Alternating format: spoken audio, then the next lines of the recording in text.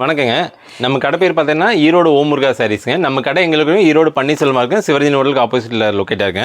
இது பார்த்தீங்கன்னா, ஆடி ஆஃபருக்காக ஸ்பெஷலா போட்டுருக்கேன். வெறும் ரூ. 80க்கு அழகிய ஃபேன்சி காட்டன் சாரீங்க. வெறும் ரூ. 80 வெறும் ரூ. 80 ஃபேன்சி காட்டன் சேலை.